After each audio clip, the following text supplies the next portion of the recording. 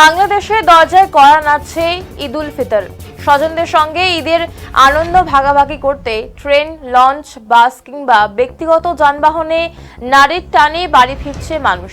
আর এই সুযোগ কাজে লাগিয়ে ঈদের আগে এবং পরে ঢাকা সহ বিভাগীয় এবং শহরাঞ্চলে চুরি, ডাকাতি, ছিনতাই এবং নানা ধরনের কুকর্ম বেড়ে যায়। সক্রিয় হয়ে ওঠে চাঁদাবাজ সহ বিভিন্ন অপরাধী চক্র। এদের তৎপরতা রোধে সারা বাংলাদেশে কঠোর নিরাপত্তা বলয় গড়ে তোলা হয়েছে। ছুটিতে বাংলাদেশ সেনাবাহিনী সারা দেশের বিভিন্ন launch terminal, train station, bus stand এবং মহকুমা সড়কগুলিতে নিরাপত্তা ব্যবস্থা জোরদার করে নিরবিচ্ছিন্ন যান চলাচল এবং শিল্পাঞ্চল রাষ্ট্রীয় গুরুত্বপূর্ণ স্থানসমূহের নিরাপত্তা নিশ্চিত করেছে। এছাড়া নিরাপদ নিশ্চিত করতে পুলিশ এবং র্যাব মাঠে রয়েছে। ঈদ পূর্ব এবং পরবর্তী অপরাধ নিয়ন্ত্রণে সমন্বিত ব্যবস্থা নিচ্ছে পুলিশ, র্যাব এবং আনসার এবং সশস্ত্র বাহিনীর সদস্যরা।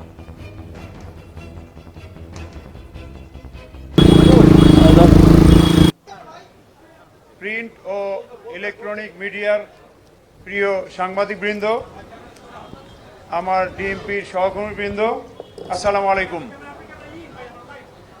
দীর্ঘ এক মাস সিয়াম সাধনার পর যথাযথ ধর্মীয় ভাব গাম্ভীর্য এবং উৎসব উদ্দীপনায় উদযাপিত হবে পবিত্র ঈদুল ফিতর।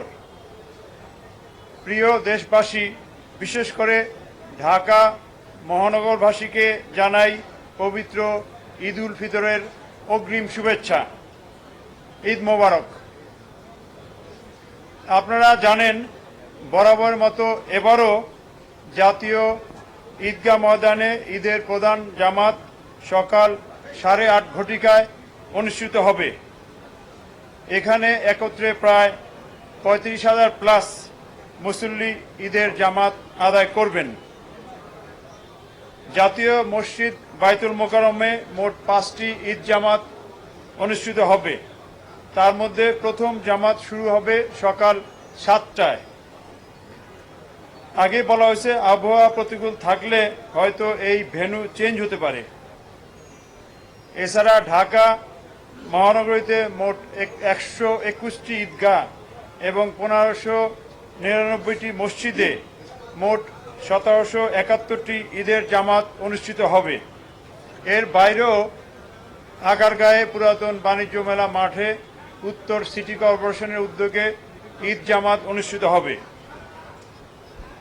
সৌদি আরবের সাথে মিল রেখে আগের দিন রাজধানীতে 3টি ঈদ জামাত এবং শিয়া সম্প্রদায়ের 8টি ঈদ জামাত অনুষ্ঠিত হয় সাধারণত।